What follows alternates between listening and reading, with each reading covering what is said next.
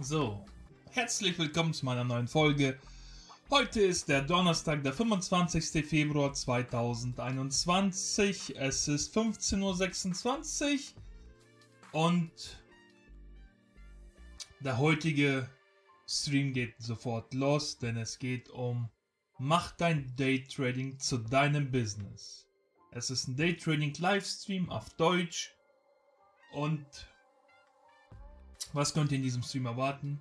Natürlich Daytrading und nochmal Daytrading live im Stream. Okay, so.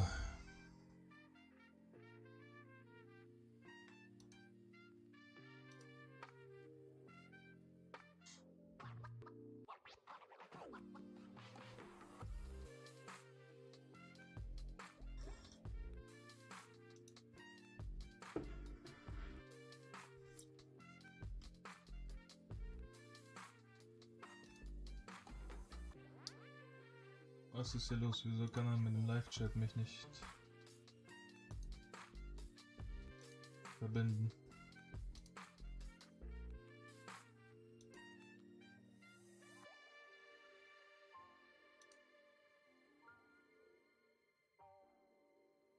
Okay. Was auch immer das ist, es gibt ein Problem. Ich kann den Live-Chat nicht aktivieren.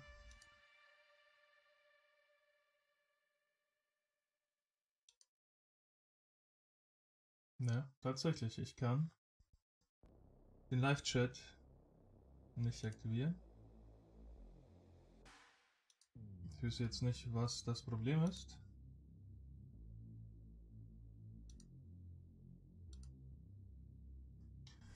Aber ich kann tatsächlich, entweder geht der Live-Chat nicht. Versuche es nochmal, einen Moment. So.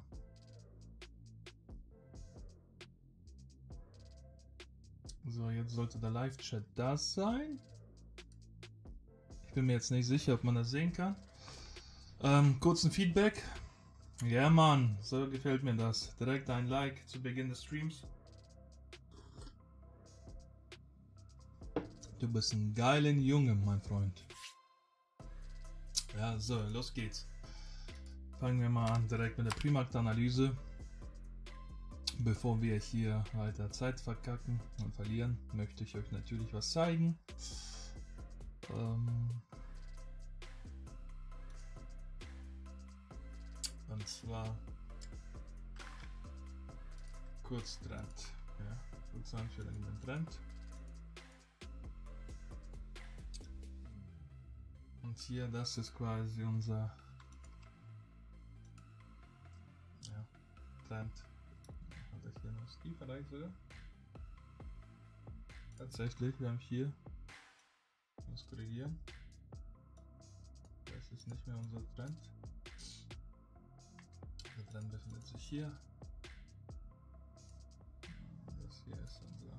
Das brauchen wir nicht mehr und damit ist unser Trendtunnel weiter gestumpft.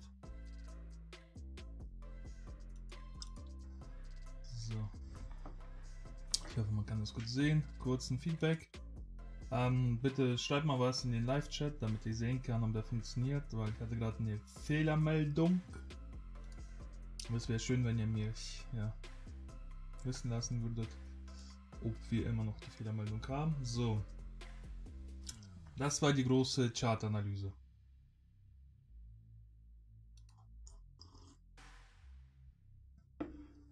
Das Problem ist aber jetzt aktuell, was wir haben, oder was ich habe, ist, auf dem kleinen Chart sehen wir sowas wie einen Seitwärtstrend, ja, hier in diesem Bereich und weder vor noch zurück. Es sind riesige Kerzen, ja, und ein langer Seitwärtstrend. Das, weil wir instinktiv machen müssen in dieser Situation ist, abwarten, bis sich ein Trend herausbildet. Ja, selbst wir haben ja immer noch aktuell, wenn wir den kleinen oder größeren Chart vergleichen, der größere Chart ist der 720 Chart, der ist rechts von mir, und der kleine Chart ist der 144er Tick Chart. Ja, ist links von mir. Das ist dafür, damit ihr die... Ja. Wisst, worüber ich rede, was ich meine. So, und das kann tatsächlich... Es ist ja nicht weit, ne? Zum neuen Trend oder gleichzeitig auch zum Trend Change. Braucht es ja nicht lange. Ja, aktuell, wie gesagt, ist der Trend nach unten. Aktuell. Aber kann sich noch ändern. Ich möchte euch noch mal kurz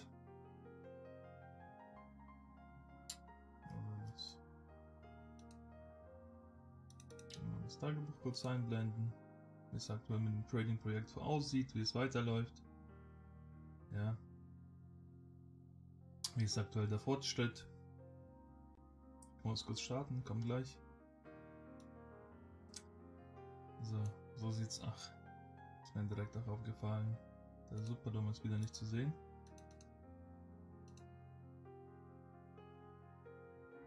Ich weiß nicht, warum man das immer wieder.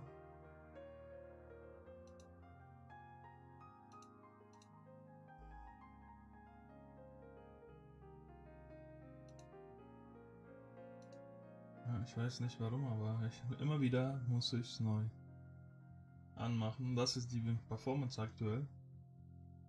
25,6%.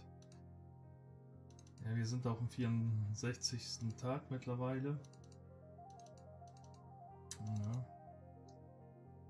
Das Projekt zieht sich langsam in die Länge.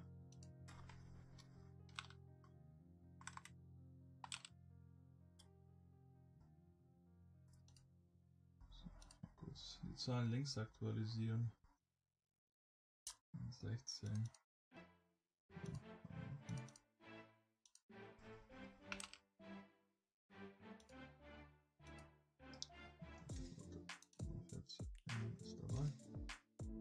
Okay. So wie es gerade aktuell zu sehen ist, ja, hat der Markt jetzt gerade in diesem Moment die erste Hürde des Trend Change vollzogen. Er ist nach oben ausgebrochen. Ja, das ist somit haben wir hier ein neues Hoch. Für uns heißt es, oder für mich heißt es jetzt in diesem Moment, ja, es ist zwar schön gut, dass ich hier eine Korrektur habe, eine Bewegung, aber ich brauche erst genauso eine Korrektur, um anschließend. Max Schulz, moin moin, grüß dich. Freut mich, dass du da bist.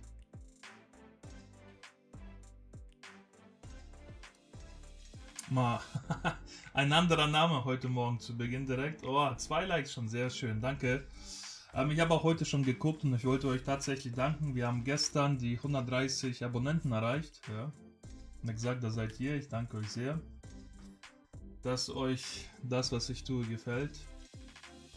In dieser Hinsicht, und dass ihr mir so quasi mit euren Abonnements dankt. Ist eine schöne Wertschätzung, finde ich.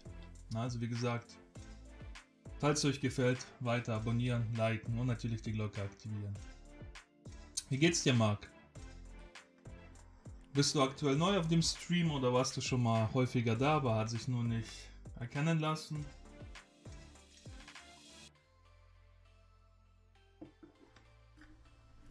Na, da aktuell der erste bist im Chat, der sich geoutet hat. Ja, kannst auch das Thema bestimmen, worüber du reden möchtest. Wenn du möchtest. Du kannst auch weiterhin still, schweigend den Stream verfolgen. Na, nicht jeder muss reden. Aber ich wollte einfach nur... Ja. Ich hoffe, du gehörst zu den Leuten, die den Daumen nach hoch gemacht haben. Ja, eigentlich ziemlich gut. Ja. Wie gesagt, seitdem das einigermaßen die Leute in den Chat kommen, grüß dich Paul, und das Projekt so ein bisschen anläuft, natürlich macht es mehr Spaß beim Streamen, ja, das ist dann weniger Arbeit oder die Zeit, diese 1,5 Stunden, also die letzte Woche, wo ich ja oder etwas im Chat los war, ja, muss ich tatsächlich sagen, verging die Zeit wie im Flug. Es hat auch Spaß gemacht. Ja. Aber es kann natürlich besser werden. Es wird auch besser, weil mit dem neuen Allzeithoch kommt auch das Konto langsam so weit voran, dass man tatsächlich jetzt auch aus der Sicht der Zuschauer der Sinn dieses Streams bald erkennen wird.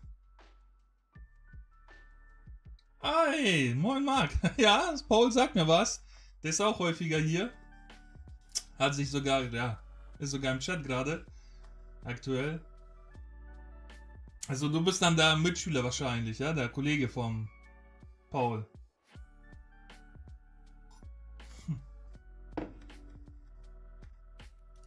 Korrekt, Jungs, korrekt.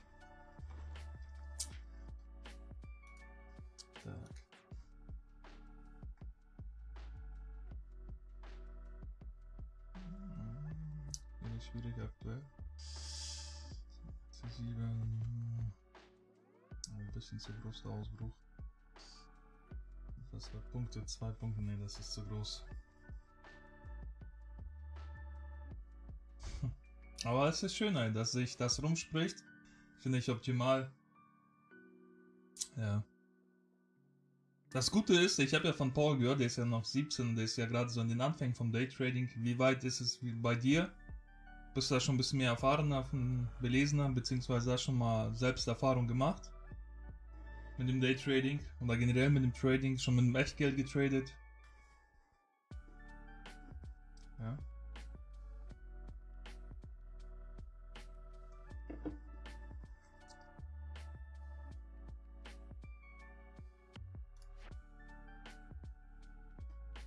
Kann ich leider nicht machen, diesen Trade, ja, weil wie gesagt, ein bisschen zu große Kerzen sind fast, ja, über 2,5 Punkte. Das ist mein Target eigentlich schon.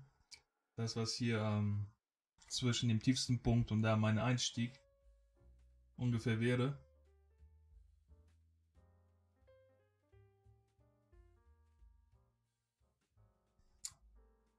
Genauso weit wie Paul.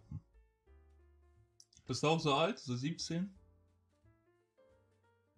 Seid ihr aktuell in der letzten Schulklasse oder wie sieht es bei euch aus? Oder seid ihr auf dem Gymnasium, ihr wollt studieren oder direkt nach der Schule zum Trader? Ja.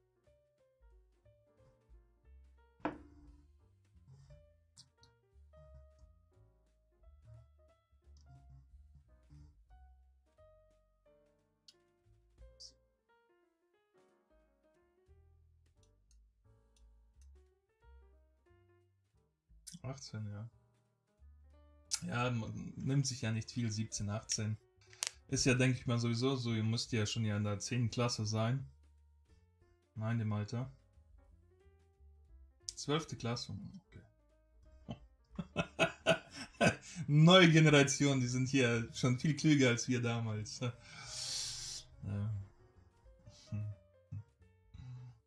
Die überspringen mal direkt ein paar Klassen.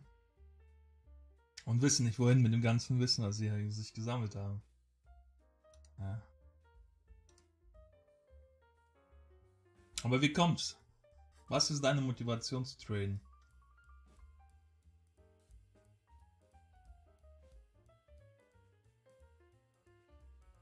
Aber ich weiß jetzt nicht, wie lange du jetzt dabei bist oder wie lange du dich mit dem Daytrading schon beschäftigst. Aber ich würde trotzdem, so wie von jedem eigentlich an meiner Zuschauer gerne wissen, naja, was ist eure Motivation, warum schaut ihr zu?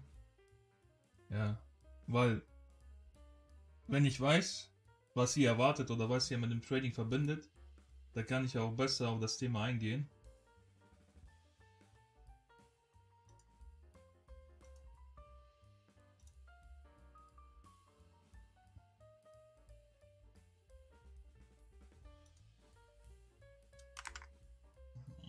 Gott, schon wieder verpasst. Was für ein Zufall war das denn wieder gerade? Es ist einfach nicht mein Glück in den letzten Tagen. Mit den Orders gestern so einen Trade verpasst. Ja. Ah. Okay, lieber hätte ich nichts gesagt. Okay, ich sag nichts mehr, ich bin wieder drin. Aber das war gerade etwas krasses, weil der war direkt drin, dann war ich drunter. Aber kein Volumen, kein Momentum, quasi gar nicht in die Position reingekommen.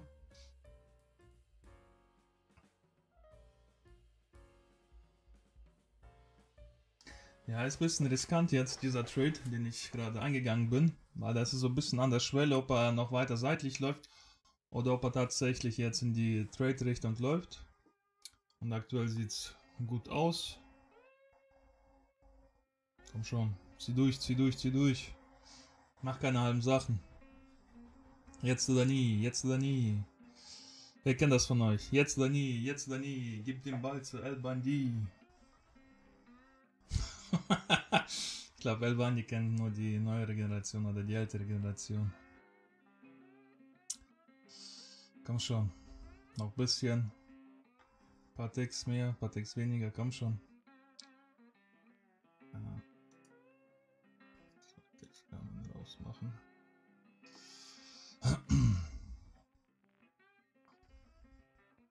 Ja, aber was heißt für dich Profit erwirtschaften, was Neues lernen? So aus Spaß, weil darum geht es ja mir persönlich auch bei dieser Sache, was ich hier mache.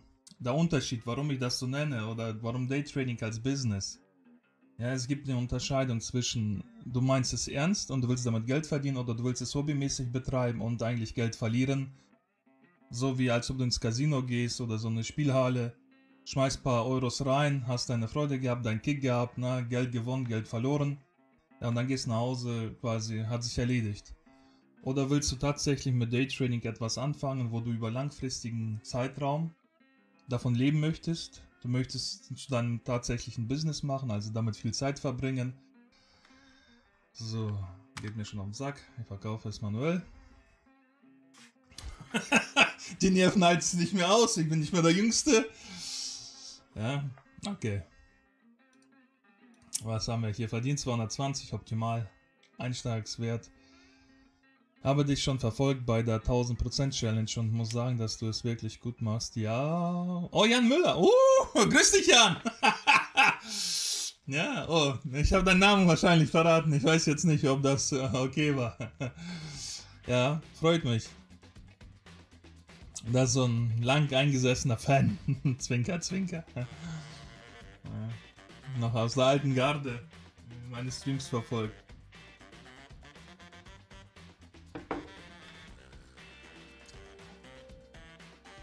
So.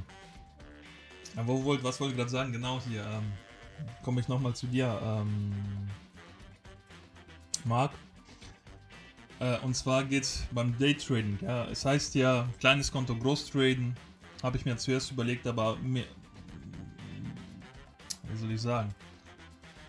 Wo es genau den Punkt trifft, was ich eigentlich tatsächlich mit diesem Trading, Daytrading mache, ist einfach nur, dass mit dem Daytrading, so wie ich es gerade mache, wie ich es euch präsentiere, ist, fängst mit einem ganz kleinen Kontrakt an, mit wenig Geld, ja, oder eigentlich fängst du mit gar kein Geld an, weil das ist ja auf jeden Fall dein Traum, das stimmt halt. Okay, das heißt, langfristiger hättest du schon Lust darauf, okay. Und das ist das, was ich sage, warum ich das hier mache, warum ich das so streame und warum ich so nur zeige, wie es ist. Und warum ich aktuell, oder wenn du häufiger schon meine Videos verfolgt hast, warum ich immer nur mit einem Kontrakt rede. Warum ich häufiger darüber rede, über die Positionsgröße. Was die Positionsgröße bedeutet und natürlich, was es bedeutet, einen Drawdown zu haben. Das war hier und hier. Ja, und das geht eigentlich darum, wie du als, sag ich mal, wenn du Daytrading als Business siehst. Oder anderer Vergleich, sagen wir mal, du willst ein Unternehmer werden, du willst selbstständig werden. Ja, und ich denke mal, da ja ich in Buxtehude wohne und hier gibt es Friseure und Bäcker wie Sand am Meer, also der häufigste Business hier bei uns. Sagen wir mal, du willst eine Bäckerei eröffnen. Ja, du hast schon mal 1000 gesehen, es gibt 1000 Bäckereien, die funktionieren und die besten, die funktionieren, sind natürlich diese Franchise-Bäckereien. Das heißt, du bezahlst eine Summe X für den Franchise und bekommst dafür eine Marke, das heißt, die Leute kennen es, Wiedererkennungsmerkmal, plus das Know-how, wie du das verkaufst, sogar die Brötchen wahrscheinlich zugebacken, fertig gebacken für dich, so dass du sie direkt verkaufen und ausliefern kannst. Ja, das heißt, du musst eigentlich nichts tun, du musst nicht mal dein Gesicht zeigen, weil das ist ja wie gesagt vom Franchise alles. Ja. Sagen wir mal, du bist perfekt, du hast viel Geld investiert, das hat vielleicht 25.000, 50.000 gekostet, vielleicht sogar 80, ich weiß nicht, wie die Preise da sind. Ja, aber du hättest so einen Anfang, wo du ein paar Eingestellten hast, du hast einen größeren Umsatz und da verdienst du vielleicht Ja, im ersten Jahr wahrscheinlich gar nichts, weil du musst ja erstmal die Finanzierung durchkriegen, was du dafür bezahlt hast.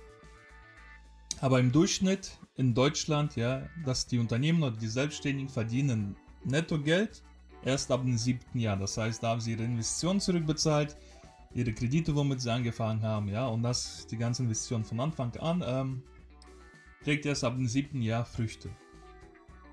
Wie gesagt, du brauchst größere Anschaffungsgeld, du brauchst Investitionsgeld, du brauchst Angestellte und so weiter. Und später, wenn, sagen wir mal, du bist nach 7 Jahren, es läuft bei dir ziemlich gut, der Laden ist stetig voll, ja, also jeden Tag tatsächlich morgens, abends, mittags, zu jedem Wochentag, immer voll, total immer ausgebucht. Und sag ich mal, du verdienst Maximum, was es gibt. Um mehr zu verdienen, ja, geht einfach nicht, weil die Leute können sich nicht noch mehr reindrängen in deinen Laden und die Leute können die Leute nicht mehr schneller bedienen. Das heißt, du kommst ja jetzt an deine Grenze. Die einzige nächste Möglichkeit wäre natürlich, du öffnest noch ein Geschäft. Das heißt, du brauchst wiederum einen Laden, du brauchst wiederum Angestellte, du brauchst wiederum Lizenzgebühren und so weiter musst du bezahlen, ja? Immer derselbe Schnack, um deinen Umsatz zu verdoppeln. Aber ein Risiko zu haben, dass der zweite Laden nicht so gut läuft wie der erste Laden. Kannst du mir ungefähr folgen, wie meine Geschichte, was ich damit sagen will. Und das ist genau, warum das Daytrading als Business eigentlich so viel besser ist als jeder andere Business. Weil du fängst hier klein an, du hast so gut wie keine Investitionskosten. Außer du brauchst natürlich einen Computer, Laptop, egal was du hast. Am besten natürlich eine gute Internetleitung, stabile Internetleitung vor allem. Du brauchst ein bisschen Kleingeld für eine Trading-Ausbildung. Ja, und dann geht es eigentlich schon los. Weil dieses Kleingeld, was du für die Ausbildung ausgibst, ist eigentlich der größte Punkt, um am schnellsten und besten, sichersten voranzukommen. Weil was heißt das? Das ist genauso wie beim Franchise. Du willst etwas lernen, was die anderen Leute schon getan haben. Versuchst du es auf deinen eigenen Weg, wird es länger, schmerzhafter und es wird nicht sicher sein, ob du überhaupt jemals an dein Ziel kommst. Aber es ist so erstmal noch nicht mal wichtig. Wie gesagt, mit einem Kleingeld meine ich für eine Ausbildung 1000, 2000 Euro. Je nachdem, vielleicht günstiger, vielleicht mehr. Ja, ich weiß nicht, wie schnell du lernst, wie lange du brauchst. Aber sage ich mal, so in diesem Bereich oder in diesem Rahmen wäre das. Für ein Gründungsunternehmen oder was du als ein Daytrader brauchst, zum Beispiel in diesem Beispiel, was ich mache, ist ein kleines Konto, was ich als klein finde, sind $5000. Ja, für mich ist es klein, für dich kann es größer sein, vielleicht sogar noch kleiner oder größer, aber spielt erstmal keine Rolle. Das heißt, das Allerwichtigste, wie du in diesem Business vorangehst, ist, du lernst das Trading. Sag ich mal, du machst die Ausbildung, du lernst. Bevor du weiter traden kannst, bevor du überhaupt mit dem Echtgeld, bevor du sogar noch Risiko in das Unternehmen reinsteigst, außer die Ausbildung, ja, das sind die Kosten, die du vielleicht vorher zahlen müsstest, musst du aber nicht, weil du kannst ja auch hier im Livestream alles erlernen.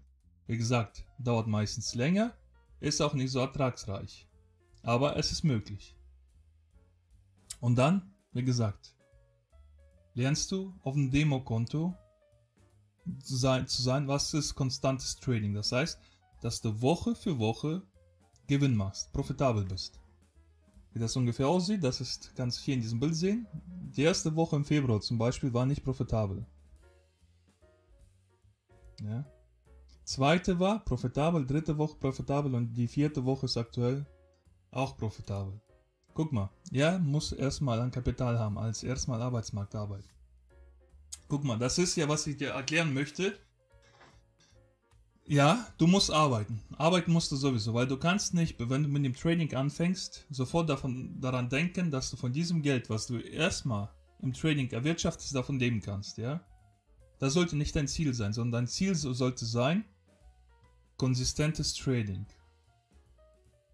Ja, und das ist das, was ich meine. Mit konsistentem Trading heißt, dass du Woche für Woche Gewinn machst und das über längeren Zeitraum. Weil damit hast du dann mehrere Sachen gleichzeitig erledigt.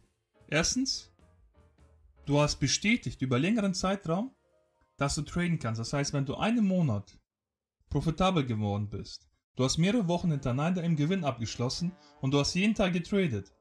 In einem Monat sind sehr viele Trades und das heißt, du hast wiederholt bestätigt, dass du traden kannst. Und wenn du bestätigt hast, dass du traden kannst, hast du automatisch auch ein bisschen Selbstbewusstsein gewonnen. Ja, du fühlst dich gut, du kriegst Selbstsicherheit und dann kommt der nächste Schritt. Du eröffnest ein Echtgeldkonto. Ja, und du kannst ja eine große Summe dabei haben, weil du wirst das ganze Geld, was du erstmal auf dem Konto hast, auf dem Echtgeldkonto, sowieso nicht nutzen. Ja, sondern du hast ein bestimmtes Risiko und du hast einen bestimmten Plan, an den du dich im Daytrading halten musst. Auch im Live-Konto. Wie zum Beispiel, wenn du anfängst, das Maximum, was du verlieren kannst, ist ein Tausender in der ersten Woche. Ja, und wenn du Tausender verloren hast, dann ist Cut, du steigst wieder auf Demokonto und tradest wiederum einen Monat konsistent. Dann bis du wieder einen Monat gemacht hast, bis du mehrere Wochen hintereinander im Gewinn abgeschlossen hast. Aber in dieser Zeit sind schon Zeit vergangen, du hast Erfahrung gewonnen, du bist besser geworden. Hast aber das Geld nicht verloren, ja, den maximalen Verlust rausgeholt. Das war nur ein Tausender, obwohl du vielleicht ein 5000 oder 10.000 Konto hast. Spielt erstmal keine Rolle. Aber du hast erstmal nur mit einem Tausender zur Verfügung in der ersten Woche. Hast du es nicht verloren, hast du die zweite Woche noch dazu. Dann die dritte, die vierte und irgendwann mal, entweder hast du es geschafft und es bestätigt sich, dass du das Daytrading erlernt hast, dass du die Fähigkeit tatsächlich bestätigt hast, na, dass du plus minus null bist oder sogar profitabel bist, dann Jackpot. Ja, dann hast du es eigentlich schon, ja, dann bist du ein Wunderkind und es geht dir gut und es läuft automatisch von Anfang an. Solltest du Schwierigkeiten haben, wie gesagt, das ist kein Schande und das ist kein Problem, wiederum auf das Demokonto zurückzugehen. Wenn du dich unsicher hältst, wenn du wieder so eine Drawdown-Phase hast und du weißt nicht, wie du damit umgehst, ist es gut, wenn du erstmal zurückgehst. Ja, aufs Demokonto. Wiederholst wieder die Fähigkeiten, weil es geht eigentlich nur, und das dauert meistens 3-4 Monate, weil da siehst du auch automatisch an meinem Stream. Ja, ich zeige ich dann nochmal. Ich trade die Strategie schon längere Zeit. Solange ich nicht gestreamt habe, gab es sowas nicht. Hoch, runter und dann monatelang keine Bewegung nach oben. Ja, weil meine Gedanken, während ich streame, muss ich an viele Sachen denken, die nichts mit dem Daytrading zu tun haben. Das Licht, Beleuchtung, Mikrofon, Kamera, ne, sowas in meinem Hintergrund zu sehen, was zu hören, Rauschgeräusche und so weiter. Es gab tausende Sachen, ja, welchen YouTube-Tags und bla bla bla, so die ganze Kacke.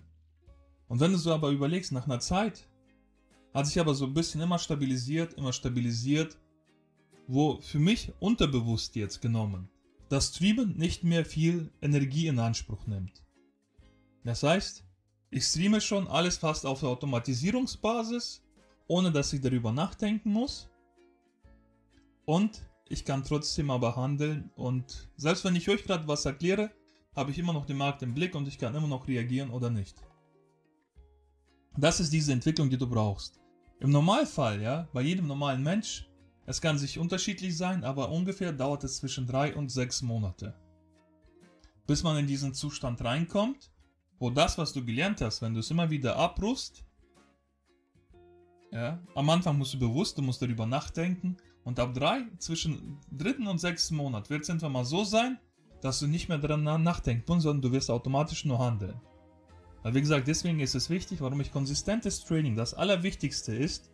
Da siehst du auch in meiner linken Grafik. Profit fängt hier an, da steht Konsistenz, CRV und Winrate. Und eigentlich ist das Allerwichtigste von dem, was da steht, ist die Konsistenz.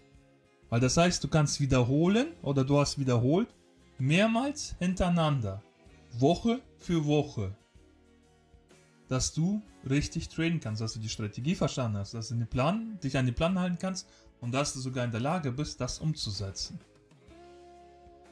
Und das ist das, was eigentlich ein Training ausmacht im Business. Ohne dass du, wie du jetzt wahrscheinlich denkst, dass du viel Geld brauchst. Weil das ist eine falsche Annahme. Das heißt, wenn du viel Geld brauchst, dann ist bei dir im Kopf, im Unterbewusstsein oder sogar bewusst, weißt du einfach, du hast keine Ahnung, wie du mit dem Daytrading Geld verdienst. Weil du hast weder eine Strategie, du hast weder Plan, noch hat dir jemand das Money Management erklärt. Ja. Aber wenn du diese 3 Faktoren hast, es ist ein Prozess, du musst nicht sofort auf einmal das ganze Geld, was du dir vorstellst, haben. Sondern es reicht, dass du den ersten Schritt machst und nebenbei zum Beispiel, wenn du das lernst, nebenbei arbeitest. Und für den nächsten Schritt das Geld parat zu haben. Weil du musst lernen, es muss dir auch bewusst werden, dass du diese Erfahrung hast, Geld zu verlieren, Geld zu riskieren, bevor du was dafür bekommst. Weil das wird sich an der Trading, ja, das wird dein Alltag. Wenn du tatsächlich ein Daytrader werden willst, wird es dein Alltag sein. Ja? Geld geben und nehmen, nehmen und geben. Ja, es wird nichts anderes sein, aber wenn es für dich ein Problem ist und du so einen Betrag von, ich weiß nicht, was du mit dem Trading verdienen möchtest, aber wenn dir ein Betrag von 100 Euro, sage ich mal, 200, 300, 500 oder 1000 wehtun, wo du Wochentag oder tagelang nicht schlafen kannst, ja, dann wird es ein bisschen schwieriger. Weil das musst du dir angewöhnen, nicht als Verlust, sondern als eine Investition zu sehen. Weil das ist immer wiederum dein Alltag, was an der Börse dich verfolgen wird. Grüß dich, Giga. Wie läuft's bei dir heute? Ja, du bist ja immer ein aktiver Typ. Hast bestimmt schon. Ja, mir geht's gut. Seitdem hier ein bisschen, ja, ich wollte dir auch so danken, du bist ja einer meiner Stammzuschauer, wollte ich ja dass du es auch weißt. Du hast ja wahrscheinlich gestern gesehen oder heute, wir haben ja die 130 Subscriber erreicht, also Abonnenten. Und natürlich möchte ich dir in erster Linie danken, weil du einer der zuverlässigsten Zuschauer bist, ja. Und ich danke dir natürlich für die Unterstützung, dass du auch immer live und aktiv im Chat dabei bist. Freut mich natürlich. Ja. Das ist eine gute Sache. Mach weiter so, wie gesagt, ne? Daumen hoch. Daumen hoch, mal selber runter. Ja, aber ihr wisst, was ich meine. Daumen hoch, abonnieren und die Glocke aktivieren. Unterstützt mich weiter, dann können wir hier weiter das Training betrachten, wie das funktioniert. Aber auch Marc, zu dir nochmal, ja. Das, was ich gerade erzählt habe, klingt viel, ist kompliziert. Insbesondere, wenn man sich gar nicht aus dem Bereich rauskennt, ja. Aber ich habe mir schon vorgenommen, ich weiß jetzt noch nicht, wann genau das sein wird, aber ich habe mir schon vorgenommen, dazu so eine Videolinie zu erstellen. Ja, wie zum Beispiel, dass man sich schon langsam so vorbereitet, dass ich den Ninja Trader zum Beispiel erkläre, wie man den Ninja Trader so einrichtet, so wie es bei mir ist, dass die Zuschauer, die hier live dabei sind, zuschauen, Fragen stellen, sehen vielleicht, was ich mache, dann können sie das im Simulator vom Ninja Trader 8 ja, nachtraden. Demo-Version, und dieser Simulator ist übrigens kostenlos, Demo-Version dabei. Dafür müsst ihr dann immer noch kein Geld bezahlen. Das heißt, ihr könnt anfangen zu traden, ohne dass ihr wirklich Ängste haben müsst, Geld zu verlieren.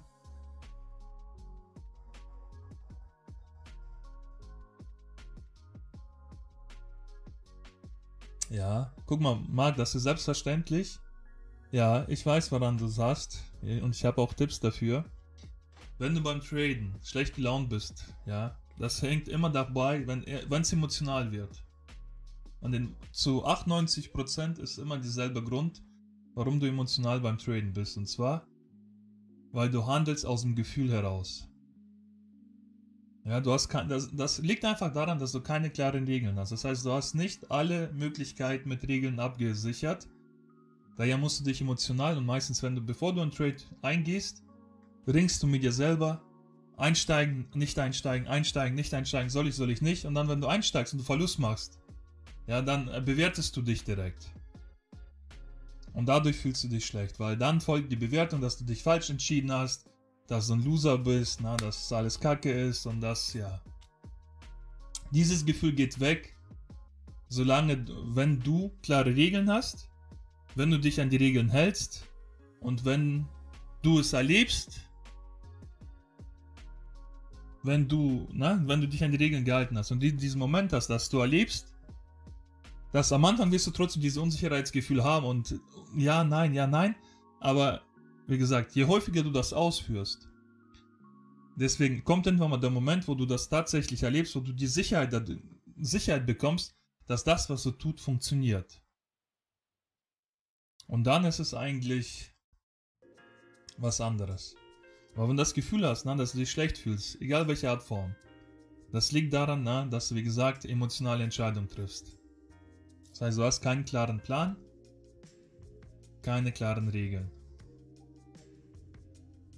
Und klare Regeln sind, wie gesagt, das sind viele Regeln. Ja, es kann sein, zum Beispiel, wie groß ist die Positionsgröße? Welchen Trend? Wie ist der Einstieg? Ausstieg, Stop-Loss, Target, CRV. Das ist nur beim Money Management. Ja. Also ich habe gerade viel im Chat gesehen. Muss ich kurz Alter, wow! Und damit habe ich jetzt nicht gerechnet. Oh mein Gott. Im Chat direkt 6 Leute schauen zu und 6 mag ich Bewertung. Perfekt, schön. Ihr seid die Besten, was soll ich dazu sagen? Hut ab, Männer. Ihr seid wirklich geil, Junge. Ja. Danke. Oh, nein. So, jetzt lese ich mal kurz euer Feedback. Ich muss dazu auch noch sagen, bei Verlusten werde ich schon schlecht gelaunt, selbst wenn es nur ein... Okay, das habe ich als letztes gelesen. Dann kam Giga mit einem Smiley. Hast du gut Tipps? Habe ich gerade gegeben. Heute mache ich nichts, genieße ich meinen Gewinn. Ich bin momentan mit anderen Sachen beschäftigt. Ich betreibe mehr Research und Reviews. CRV ist ein Chance-Risiko-Verhältnis. Das heißt, wie viel Geld willst du gewinnen für dein Risiko? Das heißt, in meinem Fall zum Beispiel, ich setze, oder pro Trade riskiere ich immer $100. Aber ich will mindestens das Doppelte daran gewinnen. Sogar mehr als das Doppelte, weil bei mir ist der Verlust oder das Risiko ist $100, aber mein Gewinn, wenn ich einen Gewinn mache, 220. Weil da sind die Trading-Kosten mit inbegriffen. Über längeren Zeitraum wird sich das sammeln und ich will, dass man einfach 2:1 haben, also einen klaren Schnitt. Ne? Doppelt so groß soll der Profit sein wie das Risiko. Und über längeren Zeitraum, diese 2 Ticks sollen dann die meine Trading-Kosten bezahlen. Das ist eine der wichtigsten Kennzahlen. Nein, die Zahlen oder generell, was ich links in meinem Bildschirm zu sehen ist. Konsistenz, CRV und Winrate. Das sind die Zahlen, von denen es abhängt, ob du damit Geld verdienst oder verlierst, wie viel Geld du gewinnst und verlierst. Und wenn es bei dir nicht läuft, sind das die Zahlen, die den größten Einfluss darauf haben, warum es bei dir nicht läuft oder warum es bei dir läuft. Ja, weil das sind so, wenn man alles die Börse so minimiert, sind das die 3 Punkte, die eigentlich wichtig sind, worauf man sich wirklich konzentrieren sollte, um ja, Geld zu verdienen.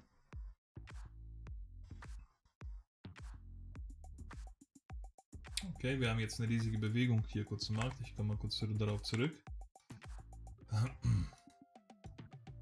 Gleich geht's wieder los, ja, aber erstmal muss ich hier... Ja, das brauche ich ja gar nicht mehr. Ja, braucht man das, weil das jetzt... Wir haben neuen Tief, die Bewegung ist da. Das ist ungefähr der Plan, was ich vorhabe.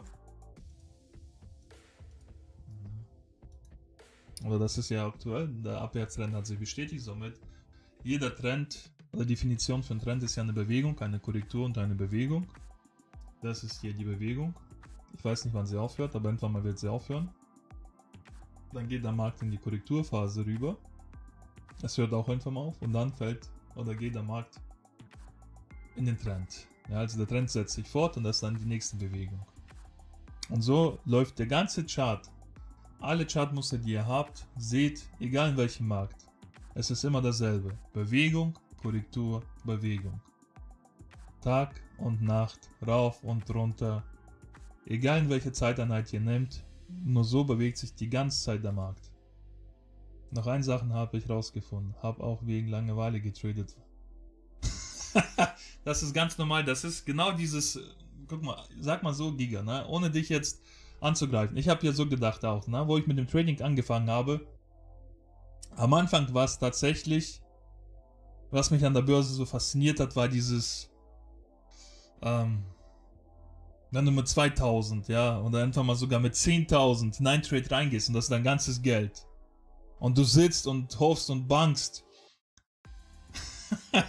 ob sich der Kurs nach oben entwickelt in deine Richtung oder runter geht, ja, so gegen dich.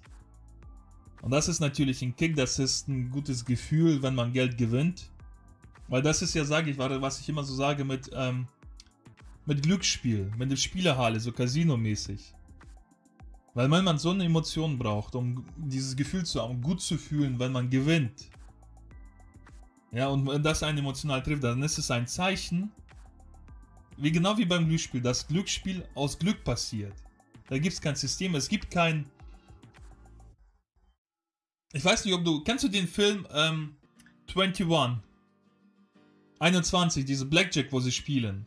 Und wie die ganzen Casinos die Augenpupille analysieren, wenn jemand gewonnen hat. Das ist genau der Moment.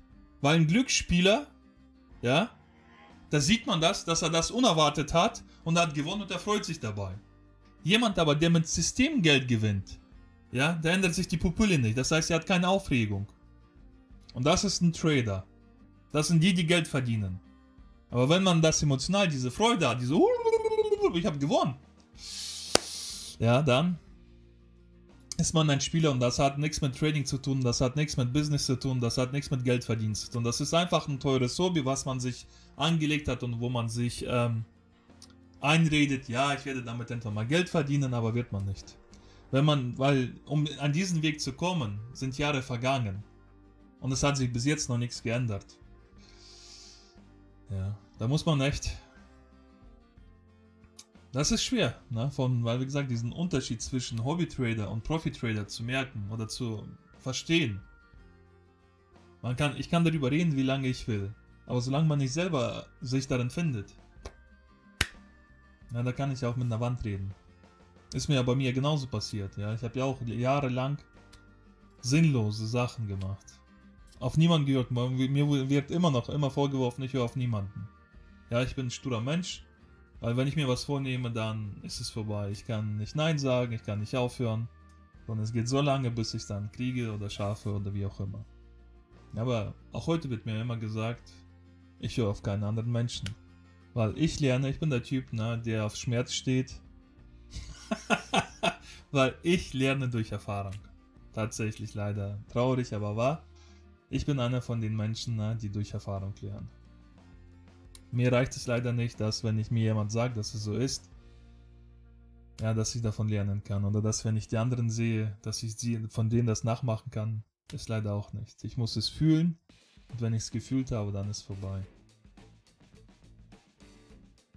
Ja, aber genauso, Giga, genauso ist es an der Trading. Entweder weißt du, wo der Vorteil ist, ja, dein Vorteil beim Trading, oder nicht.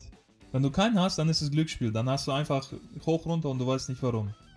Aber wenn du einen Vorteil hast, so etwas, was du immer wieder benutzen kannst und das sehr häufig funktioniert, dann hast du auch eigentlich sowas wie Kartenzählen. Das ist eine Wahrscheinlichkeitsrechnung.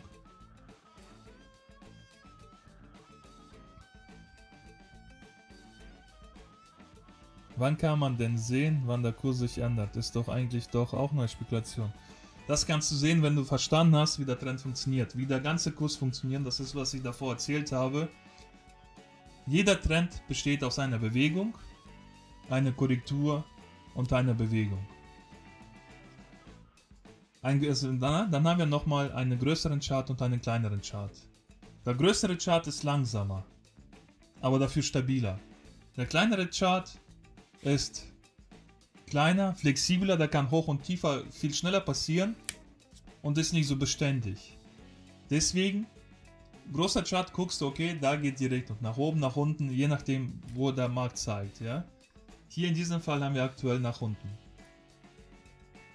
Das ist aber eine einzige Bewegung, ohne dass der Markt korrigiert hat. Das heißt, laut Definition, weil jede Börse, jeder Chart, jede Aktie, egal was es an der Börse gehandelt wird, alles bewegt sich in Trends. Und ein Trend ist Bewegung. Nach jeder Bewegung kommt immer eine Korrektur und nach jeder Korrektur kommt immer die nächste Bewegung. Egal wann, egal wie, es ist immer so, es ist ein Naturgesetz. Und wenn du hier siehst, ja, wir haben eine Bewegung und der Markt hat noch nicht korrigiert. Das heißt, früher oder später muss der Markt korrigieren. Das heißt, für dich ist gar nicht wichtig, erstmal zu beobachten, weil was willst du erwarten? Du hast eine Bewegung, es ist eine Korrektur und wenn du gegen den Trend tradest, verlierst du Geld. Weil gegen den Trend zu traden ist wie fallendes Messer mit Hand aufzuhalten, ja. Von 10 Versuchen schaffst du es vielleicht einmal, den zu fangen, aber 9-mal hast du die Hand zerschnitten. Und genauso ist es an der Börse gegen den Trend zu traden. Hier kann natürlich der tiefste Punkt schon gewesen sein, aber genauso kann es auch nicht gewesen sein. Das weißt du nicht. Solange du gegen Trend bist. Aber wenn du siehst, der Markt hat, es gab eine Bewegung und der Markt korrigiert schon eine längere Zeit und dann siehst du aber wiederum auf den kleineren Markt, auf den 144er Tick-Chart, da siehst du eine Neubildung eines Abwärtstrends. Und dann weißt du, dass die Korrektur auf der größeren Einheit vorbei ist und dann kannst du in die Trendrichtung traden. Oh, ich habe mir mal das durchgelesen, so ähnlich, es ist fast, ja, die Begriffe, die ich dadurch gelesen benutze, ist wahrscheinlich von dort aus, aber ich interpretiere es trotzdem ein bisschen anders. Wahrscheinlich ist es sogar, vielleicht habe ich es einfach nur nicht gut verstanden, was da stand. Weil damals war ich ja auch ein absoluter Anfänger, wo ich das Buch gelesen habe. Aber das war die Beginn meiner Trading-Schritte damals. Ja. Aber ich habe es gelesen, ja. Wie gesagt, war für mich, wie gesagt, vielleicht ein bisschen zu hoch.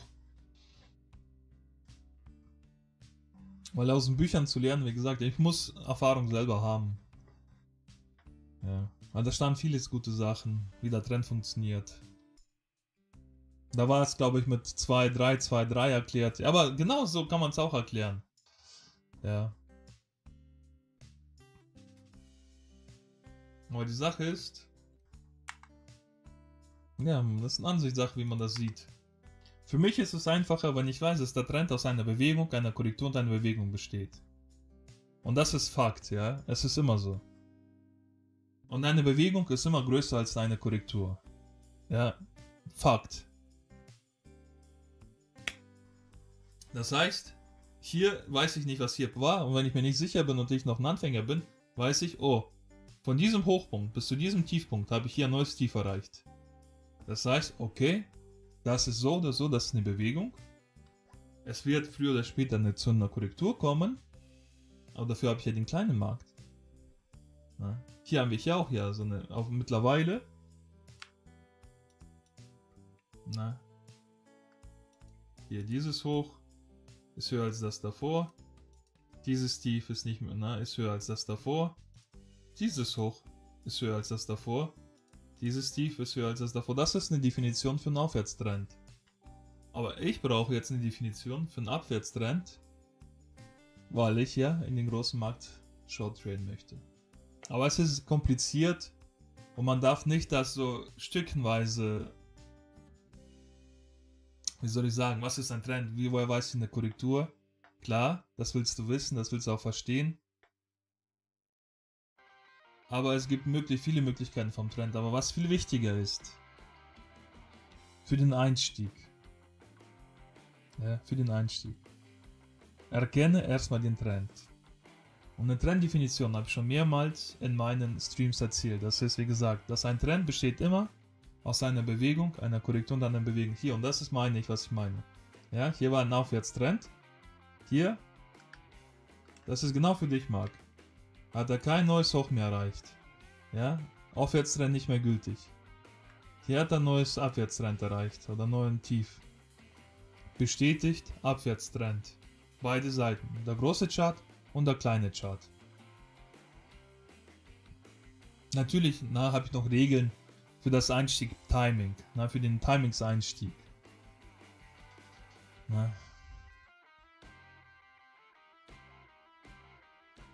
Was du benutzt, ist Bollinger Bands? Nein, das ist Keltner Channel, den ich benutze. Dann Weighted Simple Average. Ja, das ist dieser hier. Das ist Keltner Channel. Blau, Rot, Blau. Weighted Average, Simple Average. Und MACD-BB. Was ich tatsächlich nur benutze, ist, wie gesagt, das hier ist alles eine optische Hilfe. Mit technischer Analyse oder für mein Regelwerk hat es keine Bedeutung. Es ist einfach nur optisch für mich, damit ich besser sehen kann. So wie jetzt hier sieht man sofort, okay, ist unter der roten Linie, das heißt die Abwärtsbewegung ist noch aktiv, ja. Hier sehen wir genauso, statt der roten Linie ist hier die graue Linie. ist darunter Abwärtstrend. Kann man ja auch als Anfänger so sehen. Man muss ja nicht sich notwendigerweise oder noch mehr kompliziert machen als es ist, weil die Börse ist schwer. So, und jetzt haben wir hier ein neues Tief. Und das wäre auch zum Beispiel möglicherweise mal ein neuer Einstieg, falls ich jetzt ein Signal in diesem Bereich kriege, der tiefer ist als der hier.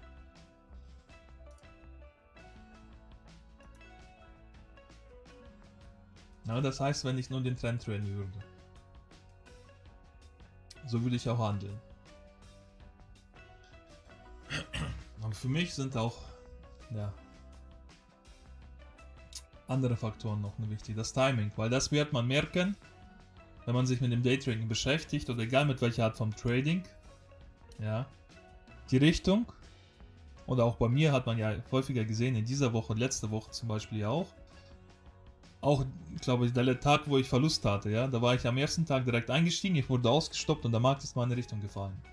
Das ist zum Beispiel etwas, wo ich sehr aggressiv werde, wo es mich emotional trifft, weil wenn das so häufig passiert, ist es schon sehr hart. Ja. Und jetzt habe ich den Faden verloren, was ich sagen wollte.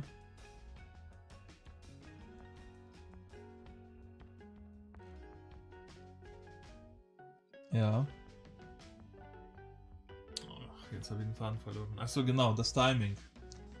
Wenn du erstmal die Marktrichtung erkennen kannst, ja, sei es hier auf der größeren Chart kombiniert mit einem kleineren Chart, dann bist du schon auf einem sehr guten Weg. Das heißt, Stabilität und Konsistenz wird sich auf deiner Seite widerspiegeln.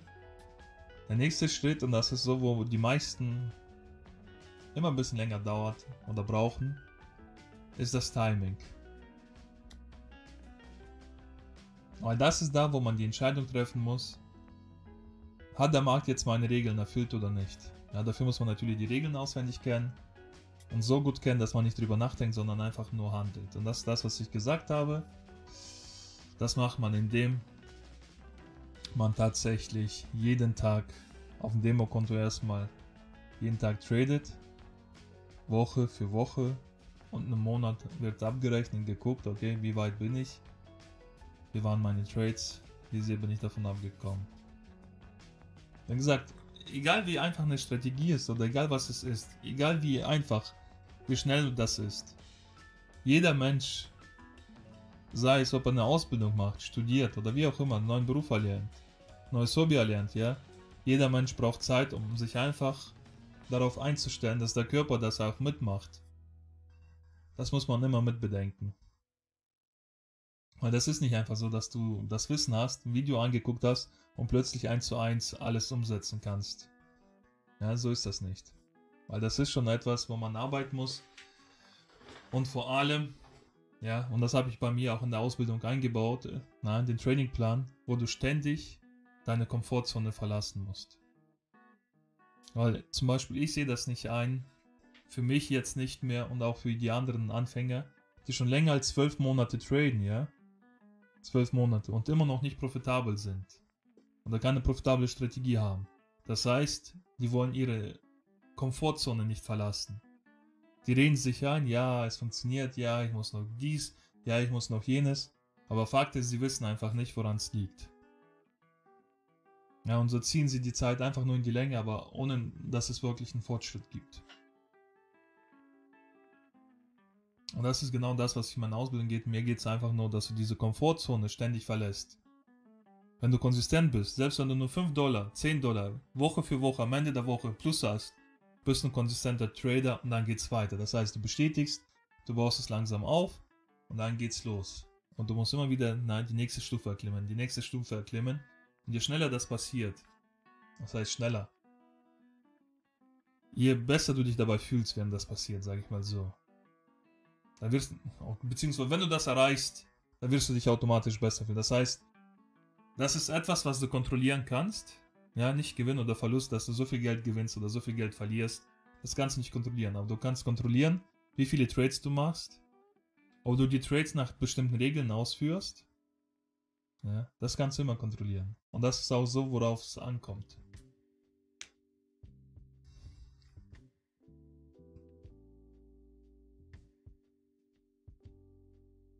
wenn ich Tickchart mit dem Zeitchart vergleiche, das ist ganz schwierig.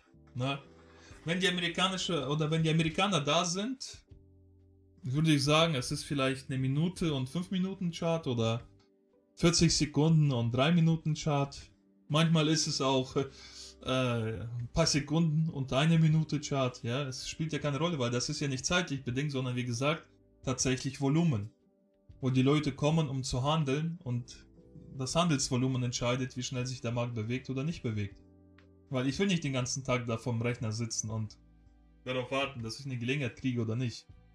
Sondern ich habe meine Eigenschaft oder eine Strategie so kreiert, ja, oder Daytrading als Business. Ich habe mir Gedanken gemacht, wie kann ich meine Zeit effizient nutzen, nicht den ganzen Tag vom Chart sitzen und blöde werden, ja, sondern wie kriege ich das hin, dass ich in einer bestimmten Zeit höchstmöglichen Ertrag bekomme. Und das wiederholbar jeden Tag.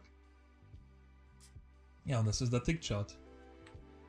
Wenn die Amerikaner kommen, wenn die Europäer kommen, das erste, was passiert, in der ersten 1,5 Stunden gibt es immer sehr viel Umsatz oder den meisten Umsatz des Tages. Und das sind die Zeiten, wo ich selber trade und wo man auf jeden Fall genug Gelegenheit bekommt, ja, die Strategie umzusetzen. Aber so wirklich, und eine klare Regel, wie soll ich sagen, zeitlich vergleichen kann man das eigentlich nicht, nein.